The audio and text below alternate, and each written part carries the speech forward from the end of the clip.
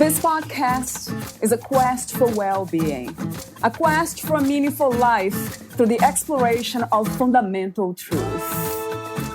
Enlightening ideas, insights on physical, mental, and spiritual health. The inspiration is love. The aspiration is to awaken new ways of thinking that can lead us to a new way of being well. Welcome to Body, Mind, and Soul Healing Conversations.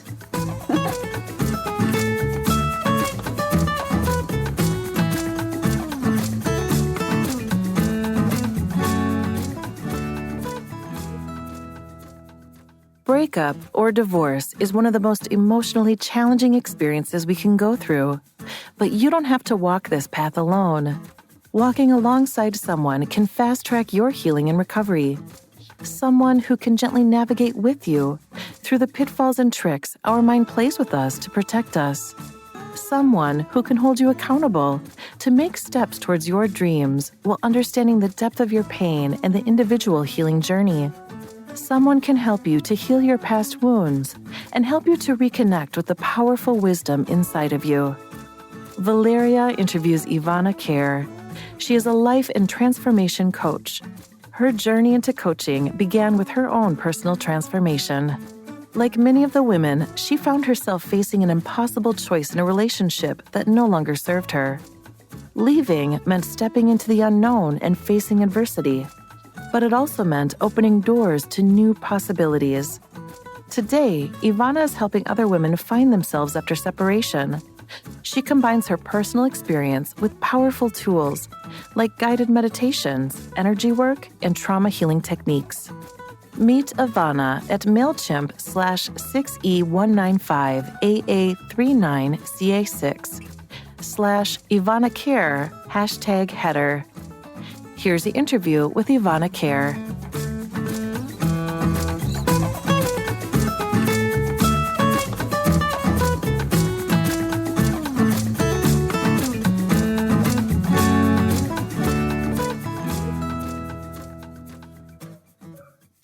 In your own words, who is Ivana Care? I've been thinking about how to answer this question. I feel like I'm a woman, I'm a mother of two, and I'm a person who is courageous to tap into the experience of being a human being, to feel the feelings in the body, to be on a journey of self-growth and self-discovery, and also on a mission to get to know the essence inside of me, the consciousness or that knowingness, the inner wisdom which comes at times, and when we get quiet and still, and through all the emotions we have, like even pain and suffering, sometimes it's quiet, sometimes it's through our passion to witness and observe that that's something which is inside of me, that essence. So yeah. Oh my God, what a beautiful answer. Thank you for all of that. It just pretty much describes the human experience itself of, understanding itself, always returning to itself, returning the attention to itself, life itself. So it's really beautiful to see. How did you get here, Ivana? How did you get on this path? It wasn't easy, and I wasn't always so tapped in and present for what is happening in the body. I was very intellectual and just perceiving the world and my existence as what's happening in my head, the thoughts, maybe some memory concerns, and kind of that continuity of having a story. But I wasn't feeling anything from the neck down, as I would say. So that was a big transformation for me. And the other thing I had to go through is realize I'm not just witnessing, but I'm co-creating, and I have a power over imagining different things, not just observing what feels like is the outside world, but I can also start creating new. So, for example, if things are not that great, you can tap into your inner wisdom and find the positive in the situation. But where is that coming from? Like, where's everything coming from? So I then realized that the power of our imagination and the fact that we just don't see what is outside of us, but we can create anything from within. And that's fantastic. And that is the awakening, which happened gradually over years. And the realization of it was a journey. And it wasn't an easy one. I actually, we all have some kind of a background story or how the life forces to break the shell or to find that power within us. And for some people it's the health, for some people it's the career burnout, for some people it's something else. But for me it was relationships, and that was my biggest mirror and reflection of where is my biggest potential? Where is my biggest learnings? So relationships were the mirror for me. And that's where I kind of first noticed that I'm co-creating. I'm not just taking in, because I was very much in the energy of tapping into everyone else's emotions, but not checking on my own. So that was the biggest transformation. And the moment where I realized, hang on a minute, there is one more human being who's not being accounted for, who is not expressing their voice, or who is not being considered in conversations. That's where I realized, like, I'm not entering myself into those interactions and relationships. And it wasn't one relationship. I had to repeat and notice the patterns. So I was married. I had a beautiful wedding in 2017. But because it was this dynamic, this dance of not putting myself in the relationship, as to say, if I self-reflect, the relationship ended and I entered another relationship. And I even remember this distinct moment where I felt so sad and in need to cry, but I was scared to do it on my own. So unconsciously, I was looking for a shoulder to cry on because I could not open that wound by myself.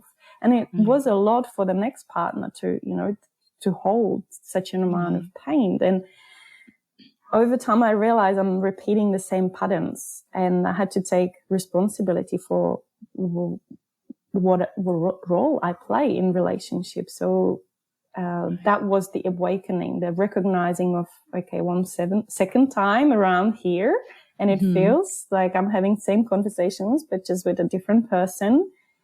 What is missing here? What am I not doing right? And I started asking myself hard questions. Yeah. Wow. And then that was the journey. If it resonates with someone, and relationships are their biggest mirror in life. Yes. Wow. Yes, very much does. It resonates with me, and it resonates, and I'm pretty much sure this will resonate with a lot of people. Why do you think that is, that we come here in this reality and then we have this work to do?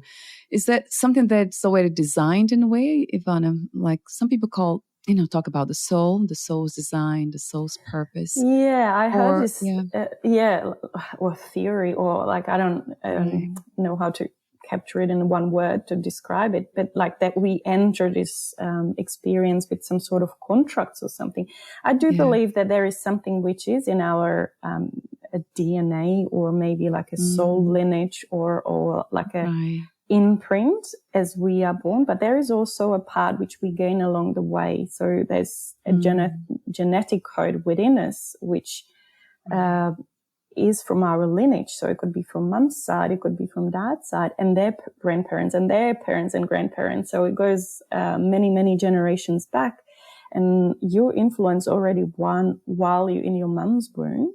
So one is the genetical code, and the other one is the environment, and it enters your imprint, your experience, your human experience, as soon as you are in mom's womb. Then you get born, and another 2 or 7 years, you keep just receiving situations and thoughts, suggestions from your parents. And because we're so vulnerable, and in the 0 to 2 years, we're in this alpha state. Like it's almost like a meditation where children spend most of their time, so very suggestive to creating new beliefs and believe everything which they see as being the truth, because that's the way they learn. So then we take another 30 or 40 years to unpack what happened, because what we experienced in that pre-verbal stage of our life is really hard to explain.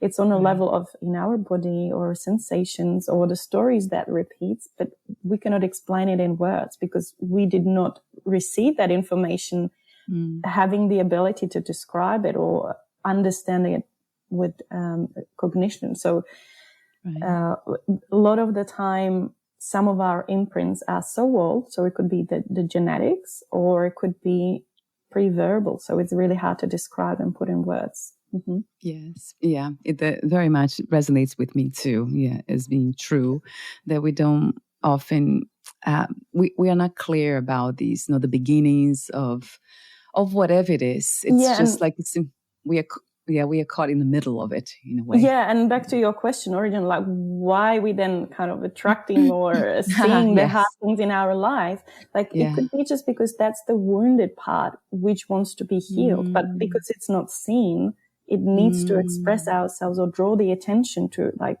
well, I feel like I'm not worthy receiving love in a relationship, right? It maybe is the old imprint.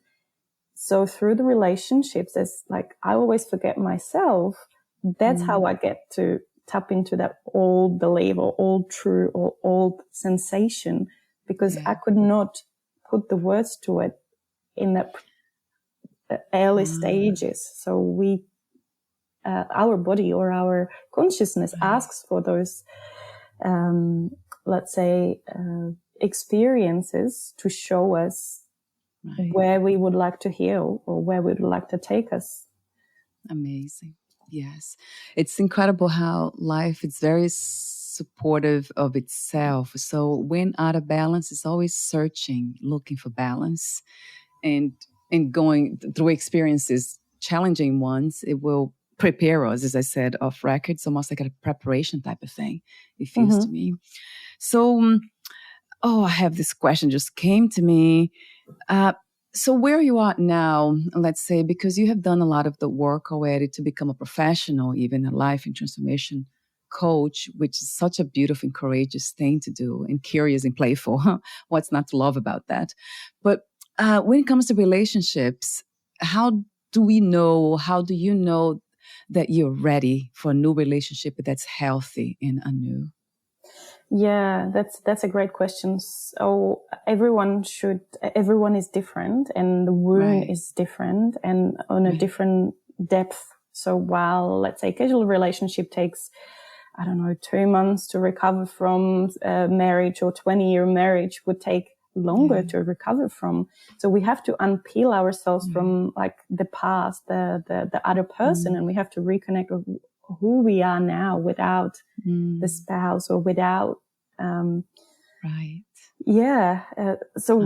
that is the moment which is very difficult for some people, and we take different timelines, right? So, and if you have assistance, if you have coach or therapist, it can go faster or it can go deeper. So as I suggested, my first transition was like just jump from one to another one, and I didn't have the opportunity or didn't invest into coach or therapist and brought all the stuff back.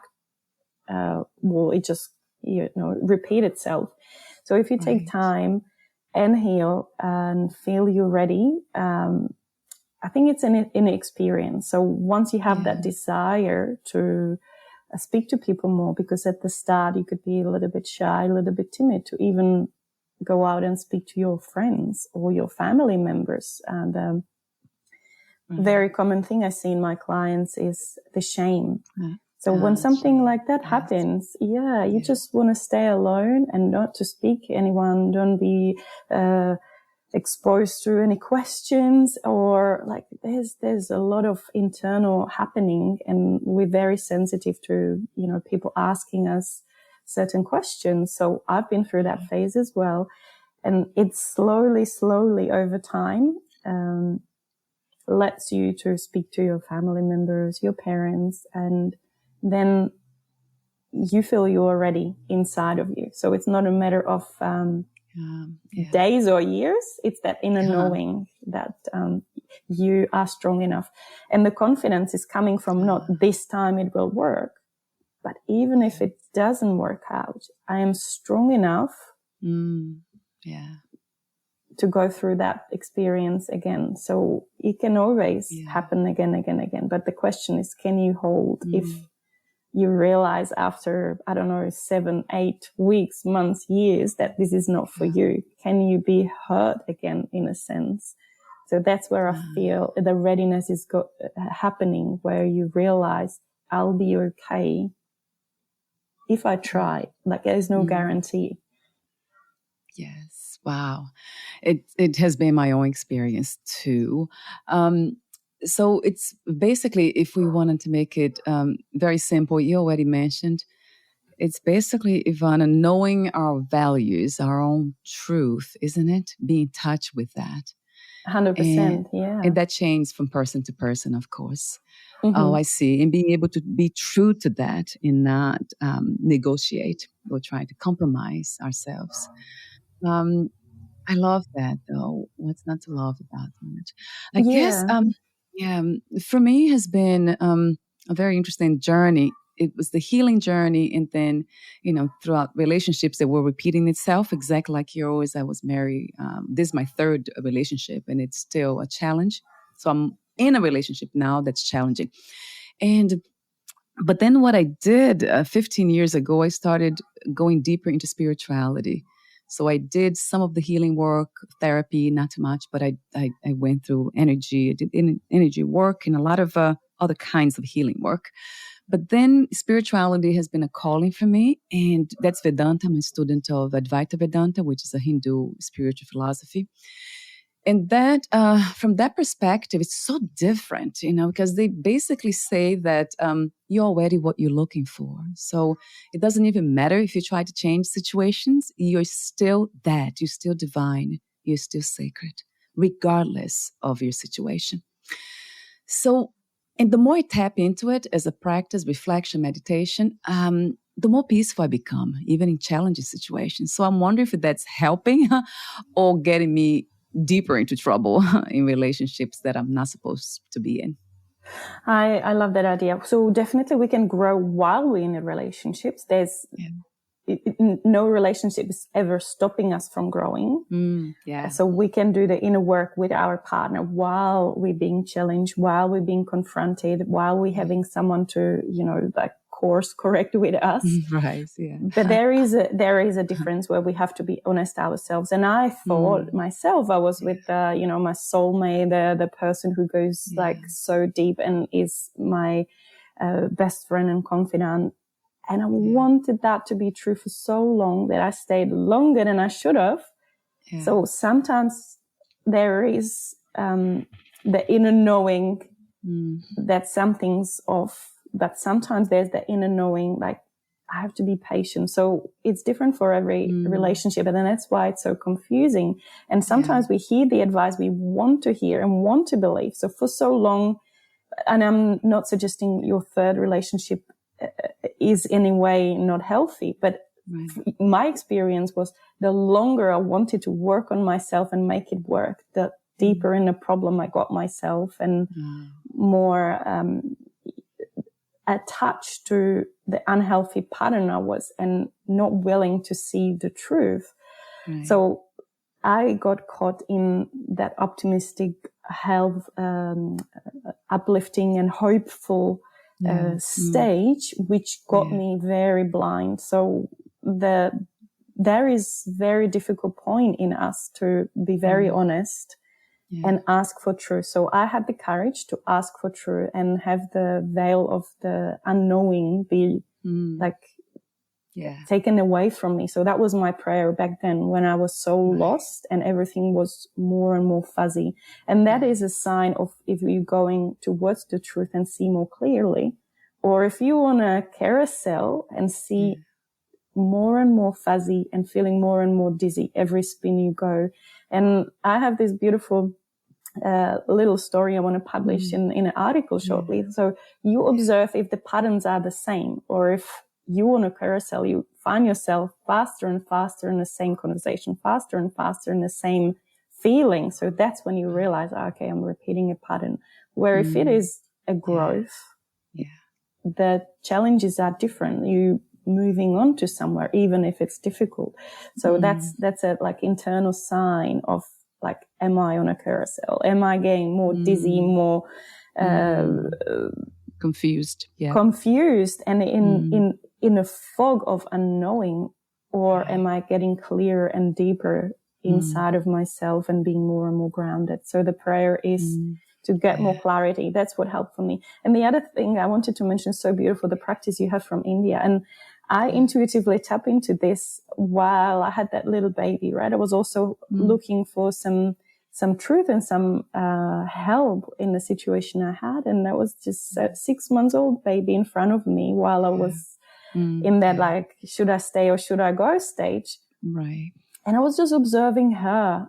And I was like, she's already loved. She doesn't have to walk today. She's okay when she's learning to crawl. She doesn't have to run. She doesn't have to do anything that she already is. And I love her unconditionally. And if it's true for her, it's true for me. I am loved no matter what I do.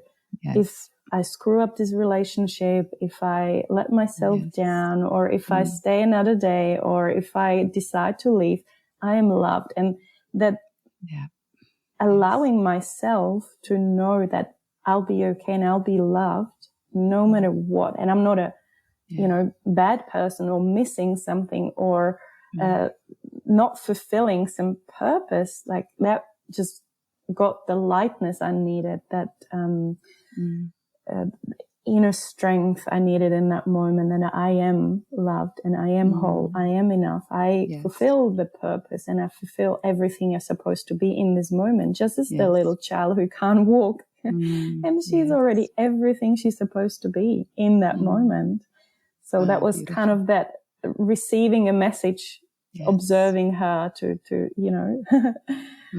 play. I love that. What's not to love about it? I always say, yes, that's it. That's really almost like the final lesson when we are growing spiritually. That would be, for me, that's really the practice to embody, kind of align the body and mind with this truth that I'm already am what I'm looking for. I'm divine. I'm the infinite, having this finite experience. Fully loved, imperfect as it is. So it's a practice, and I know because it's something that I engage with every day. And when it comes to my relationship now, that's exactly what I do. So through the same lens, I practice to see my husband the same way, on the same journey that he's also learned. He's already fully exactly what he's meant to be, that he's divine, his essence is the same as mine and everybody else. So, and that makes my heart opens, and then gratitude arises. And it's funny, even though with the challenges, something happens. And then, of course, I'm very empathic, and that's something that's natural to me. But then it kind of overflows in a way that transforms into forgiveness, like an instant forgiveness. And then gratitude comes in and replaces any resentment. So it's very beautiful when we let these energies of truth kind of transform our lives and our experiences, our challenging ones.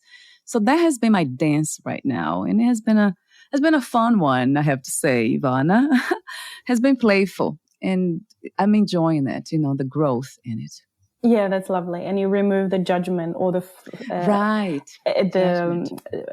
kind of equality we people have is to change others or think that if they do what we want them to do, they'll be a little bit better.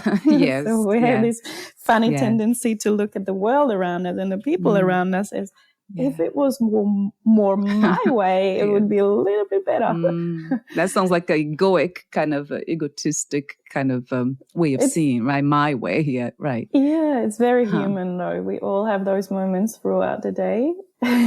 Yes, that's a good point.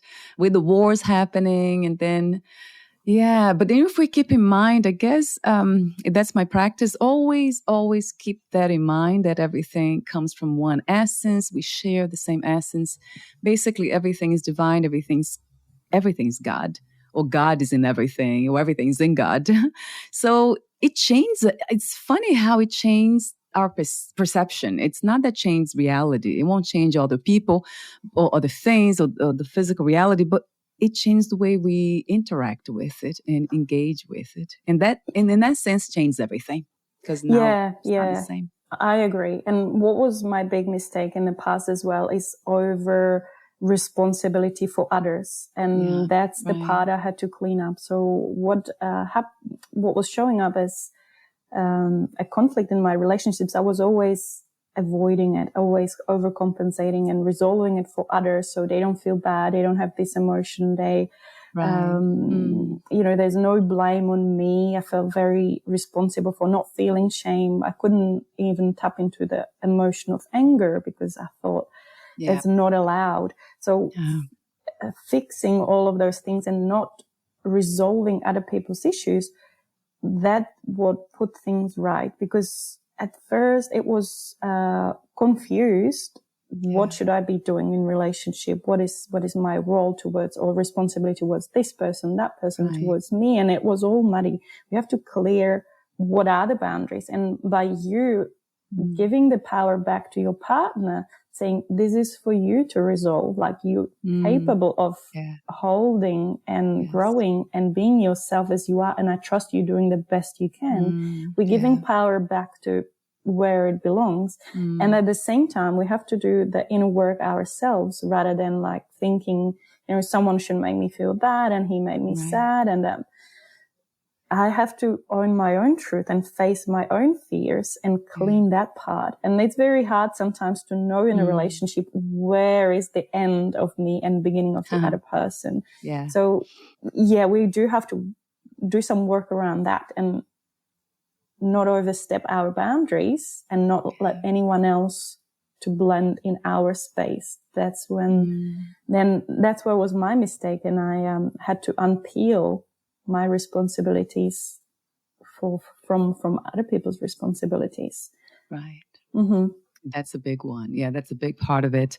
And has been my case too. Listening to you, it's like almost like listening to me. Like your voice is my voice.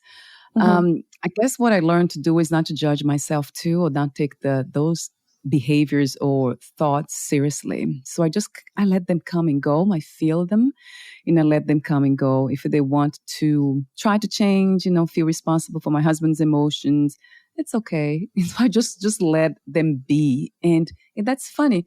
An interesting thing happens when you come from a place of none. It's almost like not being a person and not taking anything personally. And then that changes, Ivana. It's almost like it's an instant kind of expansion that happens. And then, the heart, like something feels contracted in the heart when I'm kind of judging myself for being judgmental or for getting emotional because he's emotional.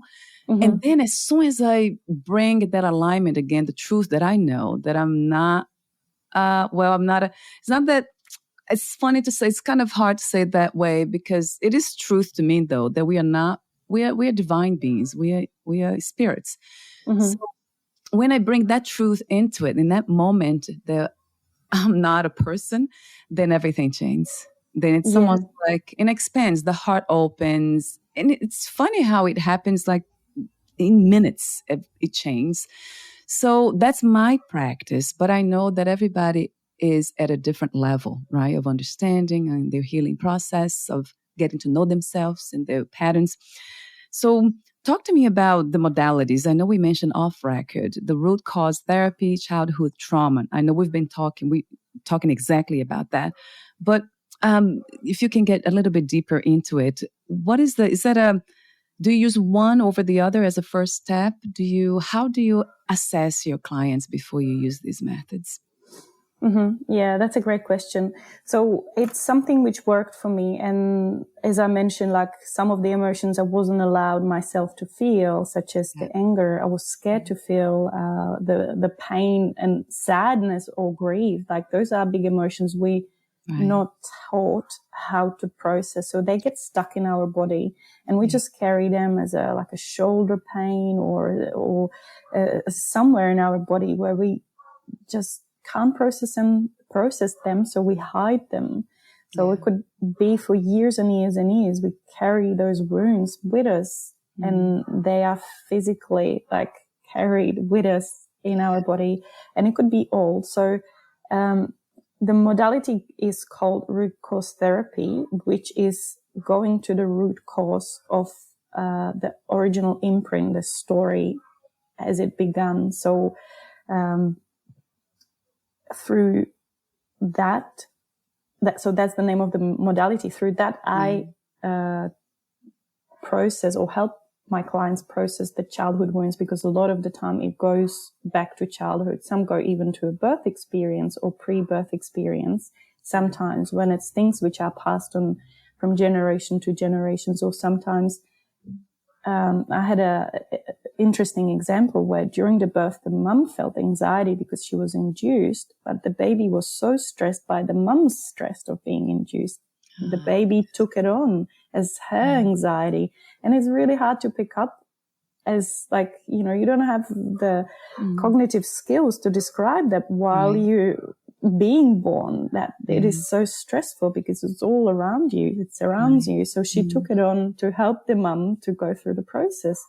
And only through the root cause therapy or this process we have, she was able to unpack that, it's a lot of anxiety, but it's not mine. I was trying to help my mum to go through the emotions. So we can tap into the different stories, different sensations through this modality and process the surrounding emotions, embody them, because you have a witness somewhere, someone there with you. And the powerful thing, if there's someone to check on you, make sure you're safe. It's a bodily sensation. It's not that you are dying in that moment. It's just that you are scared and you don't have anyone to hold your hand. So in the process of unpacking those emotions, you have the therapist who is experienced to know how far we can go to process it, and reminds you that you are safe and you're just feeling an anxiety, and it won't be forever. We just go through it until the energy is moving through the body and dissolves. And then you can experience the difference between being in panic for that long and store it in your body for that long, and feeling the relief of it wasn't mine. I can, someone, and the fact that someone witnessed you, it's so powerful that the transformation is instant. And because you go to the root cause, all the connecting events kind of reintegrate themselves as well, and you let go of that limiting belief. So I love that method or modality. And how I got to that was when I had my therapist or help through going through the difficult situation in my past. This is what worked for me. And that's how, when we're talking about the veil of, being deceived or confused or not knowing, not having the clarity, that's when I reached out for a therapist. And it was through podcast, funny enough, all in sudden. I had this feeling this person can actually help me. It resonates. The words she's saying, that's me. Yeah. So I reached out to her, and she did this type of work with me, the childhood trauma healing. Yeah. Later on, when I become a coach, it was nice to have discussion and transformation with clients, but I feel that I need to add something to my practice to go deeper and have lasting results. And I was in search for what was my experience, what helped me the most. And the missing piece for me was the embodied work and the childhood trauma work. So I added that to my certification or to my skills, as that's where was my calling. And that's how deep I can go now with the clients and provide them with literally years and years and years of, same patterns or pains being relieved. And I just love that. It's my big passion now. Yeah. It sounds like, listening to you, it's very clear that you are fully embodied within the work that you do. You're very compassionate. I feel the empathy, the knowledge. You're very much committed to learning, so you can pass that on to others. Besides your own experience, you have the courage to share what you've been through. So it's truly, truly beautiful. That's authentic. I mean, that's what they call authenticity, isn't it? That's the concept of being authentic. Yeah. And it wasn't easy, because the journey to authenticity and being able to talk about your own pain, yourself, it doesn't go overnight, because you have to integrate that story. You have to integrate that pain. And somewhere within it, I don't know if you had this moment, but while I was in it, I knew I'm going through this as for others, not for me, because when I was in the women's refuge, because I was homeless, escaping the domestic violence, I was knowing that the stories I'm hearing around myself, there's the same way into the situation. There must be a way out, and I'm supposed to be the light for others, to take them, to guide them outside this place, this space. So there was something for the first time I could tap into, and feel like, oh, I'm here because I'm supposed to lead others. And I haven't had that experience before. I don't know if, and it was work to integrate the story, to be able to kind of go out with the story, which is the most sensitive for me, and share what was my lowest. Or how can someone say, like, so you're teaching about breakup? Like, that was my biggest pain and hurdle. And I thought, how can I even, so I didn't need to work on being comfortable with the uncomfortable. And I wonder if that was the same experience for you. Yes, 1,000,000,000%. Yes, yes. And it's an ongoing, evolving process too, because my, let's say my approach, because I'm very much spiritually inclined. So I always go for these spiritual understandings. That's my main interest.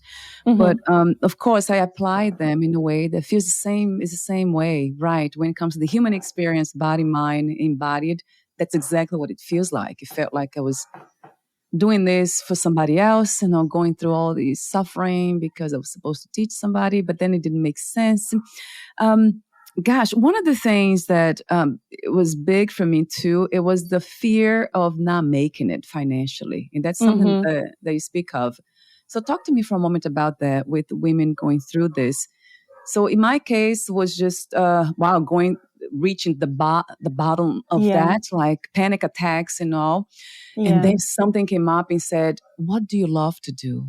A voice, like this inner voice of inner wisdom. What do you love doing here? What do you want to do? And then this podcast came up. I remember that voice too. It was like 5 years ago. In the midst of a very challenging situation in my relationship, this appeared. So talk to me about, is that how we navigate that reality too? This transition of kind of counting on ourselves, relying on ourselves, and trusting ourselves that we can make it financially by listening to our inner voice? Yeah. But there's, while you're in it and while you have this fierce mindset, and if you are facing, poverty, and a lot of people who have to escape, some dangerous situation are challenged already by the mindset of like, I'm scared of, certain person, certain situations, certain financial consequences. It is very hard to find that inner knowing. Sometimes it does come, but not for everyone. It comes through like a lightning strike from the above. Sometimes it is work, and sometimes it's asking yourself a questions and not hearing the answer from the inner self. So I was at the place where I could, like, I wanted to do coaching, and I was just like, what do I do? But I have nothing to share. Like, please help me. And, but I was the stage of, fight, flies, freeze, where the ideas were not coming. And I had to be patient with myself. And it is very tricky to tell someone who is scared just to relax and let go and surrender, because that's the hardest thing to do. And that itself is a journey, because if you're so stressed and so worried about how do I pay the rent next month, like letting go, surrendering, and say like, I don't know, like get a credit card and invest into this coaching course. Like, if you're scared, you're scared. So not for everyone it comes as knowing and they follow it through. Sometimes it is searching. Sometimes it is asking questions. Sometimes it's just getting quiet. But it is true, as everyone say, surrender. And it is true for everyone when they say get out of your own way. For me, the transformation was dealing with the fears, dealing with and tapping into and diving into like, what am I most scared of? So I like this quote of, sometimes it's not what we think we are, but what we think we're not, what limits us the most. So I thought I'm not confident speaker. I thought I am not, I don't know, I don't have anything special to share. So I limit myself for a lot of the time. So I had to get out of myself, my own fears, to be able to tap into the intuition, the inner knowing, the clarity. So the work for me was kind of peeling the layers of the insecurities, the fears, the uncertainty, the financial stress. So it wasn't right there. I had to dig and dig and dig, which is hard work. So even I want to give hope to everyone who is in that situation, and it's not coming to them straight away, just to be patient and work on what you are scared the most, or what you think you're not. If you think you're not confident, maybe that's just a limiting belief. Maybe that's not what you are. Yeah.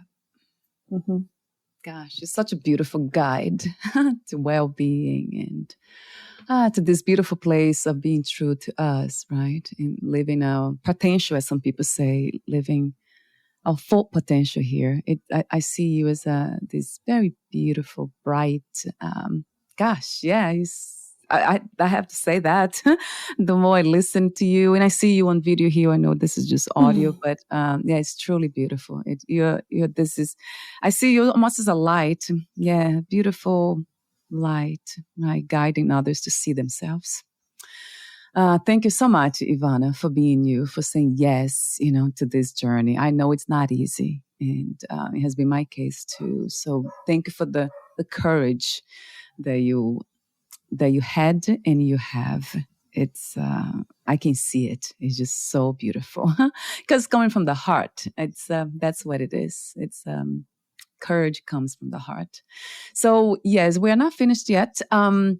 I love the message just that you mentioned now about, you actually wrote that, you sent that to me, leaning towards the pain. That's a powerful thing to do as a practice, listening, in order to transform our situations, to let go, to surrender. So these are, they sound, for some people might sound abstract, because you're right. They might say, I'm so scared that how can I do any of this? It's too much. In my case, because I'm very intuitive, I have been my entire life. I usually ask when I ask for help. It kind of comes to me pretty quickly. And I don't know exactly why, but it has been my case. But then also poses a different challenge now to live up to that, the vision that I just saw. So, and then sometimes I try to go really quick and it doesn't work too, because it requires patience, to realize that in the physical world. So it has been an amazing dance. So you also talk about the gifts. So finding our own gifts, the path of finding your gifts. How do we know when we have found the gift to be explored and to be embodied in this moment, Ivana? Do we have many gifts that are still unfolding, or do you believe that we are born with a specific one? That's a powerful question. I think it's a combination, and every life stage you can have a different gift, because we're evolving. We're transforming. We have those epiphanies. We have interactions which makes us more knowledgeable, more enlightened, more truth, and receive more clarity. So it's work, and it's ongoing. So I don't think there's end to it. And because I said it earlier, we are the creators. You can create anything you want, and you can achieve anything you decide to achieve. But as you said, it's not overnight. So you have to realize, like, having a business, it's not just asking for a tax file number or like a business number. Yes. It's millions of steps. Like, it's setting up your accounting. It's maybe later on asking for help, like with more and more employees. It's the marketing, it's the sales, it's the product, it's evolving. So just as the journey with the business, it's millions of steps, and you decide at the beginning you do millions of that, but you don't do a million in one day. You do one at the time. And that same with the gifts. Like, maybe you have one today you tapped into, but tomorrow and the day after, if you decide that, you can run a marathon backwards, it just takes training to do that. Wow, never thought about that one. Yeah, I saw someone doing that. It's crazy. Yes. So anything you put your mind to can be achieved. And now we, flying to Mars and the moon and things one person imagined are possible, and they become possible as we grow our consciousness, our desire. So you are the creator, and that's what's beautiful. So if you create for yourself certain future, it is already possible because you imagine that. So that's how I think we can also create our own skills and gifts, because we are creators and we can achieve anything. So that it is open and unlimited. Wow. What a beautiful message too. Empowering one for everyone. Yes. Yeah. To be reminded too. It seems like we always need to be reminded of these things. Yes. How unlimited we are. The source, right? Our essence. That's what we are. And it's funny that we forget that. Right? We go into the rational mind and then tap into the limitations and stay there. But yes, beautiful message and insightful one for all of us. So I want to, we're almost at the end, but I want to mention that you offer 5 steps to bounce back after a breakup. That's on your website, your landing page. It's free. So I'll have that here. Actually, I will have the landing page so they can go into it. Is that the information there within the 5 steps to bounce back after breakup? Is that everything that you talked today here, Ivana, or it's something else? I will also leave a little bit as a surprise, so people will go and grab one copy and can read it instead of like us talking through it. Yeah, it's a beautiful, insightful thing.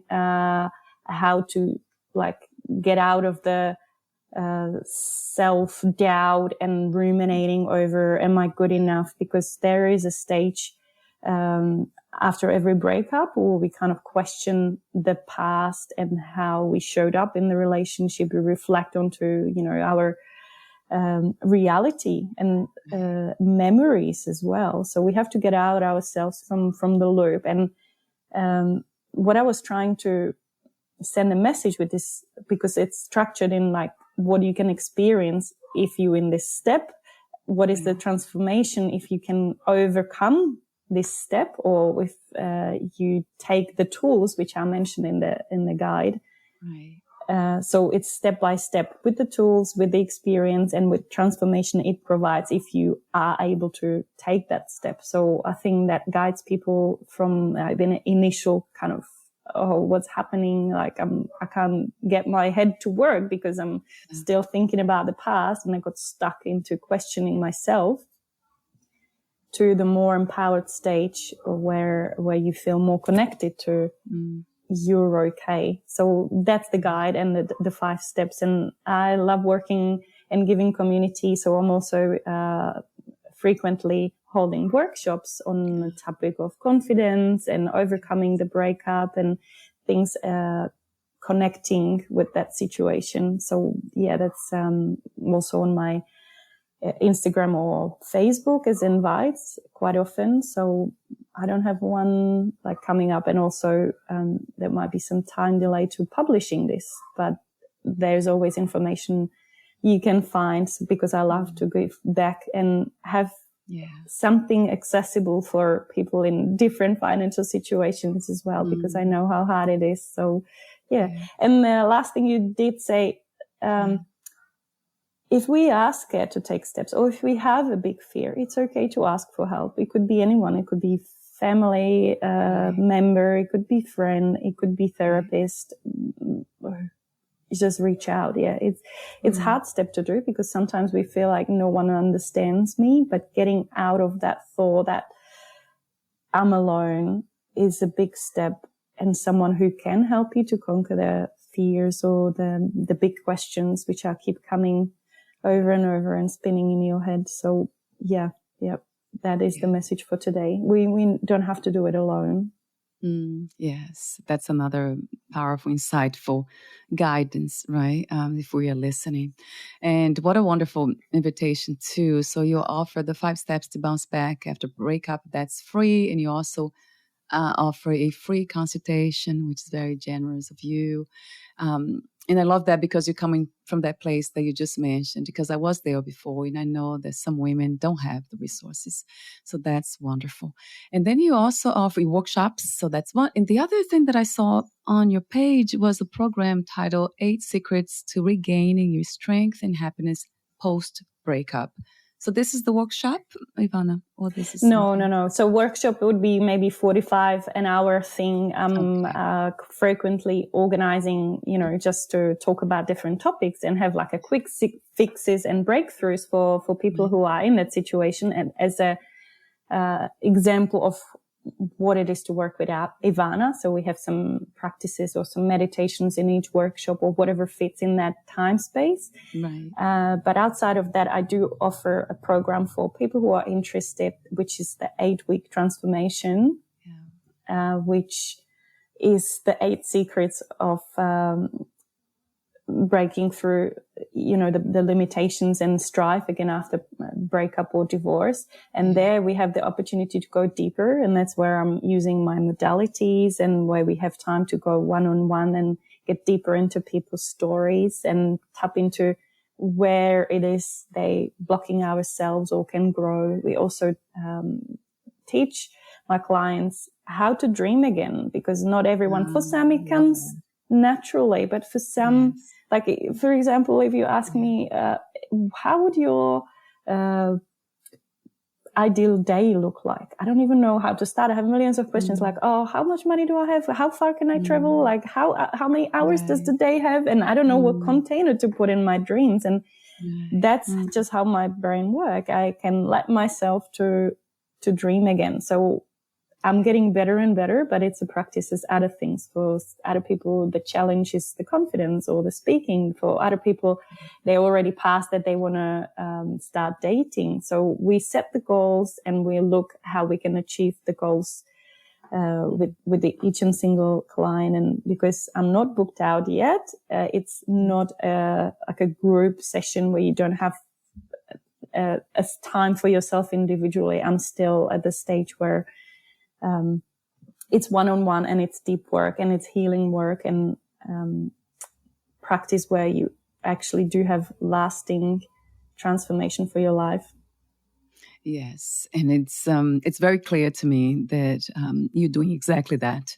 You're committed to guide people through a process that lasts, that they will find something very powerful in the middle of it, in the beginning, in the middle, and in the end, if there is one, a destination to that. Because just by listening to you and seeing everything that you went through, I think in this story, that's funny how powerful stories are. Just listening to your own story, where you came from and where you are today, that in itself says a lot, that it is possible. So that's so inspiring for all of us to hear. Thank you so much for being that, the inspiration for us, especially women, I have to say. So we're almost at the end. I will have the landing page. It will be on the podcast notes. They'll be clickable, so it's easy. I don't have to mention here. But before we say goodbye for today, Ivana, Is there anything that you left unsaid? Any messages, anything that's called to be here? I feel the time we had was so special, and I want to acknowledge the work you do as well. I love how quickly and how deep you go with the interviews you do, because it just instantly make me comfortable, connected, and within a few minutes we went in a depth where I didn't even imagine to go today. So I really, really appreciate your work and your intuitive approach to take the most out of the interactions with your guests and the work you do, because it's truly amazing, and I'm your big fan. Oh, Thank you. That's so sweet. Yeah, thank you for your kindness. This is I call it soul work. This is my sacred space, so that makes sense, because that was really my intention to be these meetings to be about depth and meaning. And I would say the beautiful word, I think it's a reverence to the divine. That's what it is. To this fundamental truth that we are all connected. So that was my prayer, my meditation. That was my intention. So thank you for being a confirmation. I mean, so many of you. I met so many amazing people. You're just incredible. I'm so grateful to have all of you around, because it's not just the physical. We don't meet physically, but it's an energetic resonance that kind of carries me. You have no idea how powerful all of you are. Wow, Ivana, and you're so beautiful. It's beautiful, powerful, and empowering. So thank you so much again for your presence in my life and in everybody else's life and in this reality. And thank you for being you, true to you. Thank you. And thank you for making it happen. You're the one doing the hard work, publishing it and making it not just us, but others being able to witness what we've discussed today. So you do an amazing job too. Thank you so much. Yeah, thank you for the beautiful reflections. Almost like there's a mirroring happening here, this reflection of one another. Thank you again, and we'll talk soon. Take good care of your beautiful self. Bye for now, Ivana.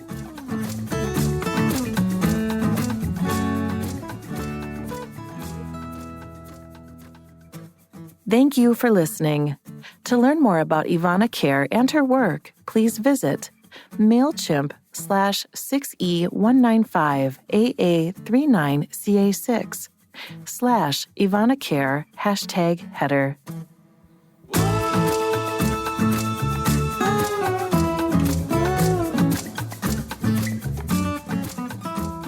To learn more about this podcast, please visit fitforjoy.org/podcast. Thank you again for listening, and bye for now.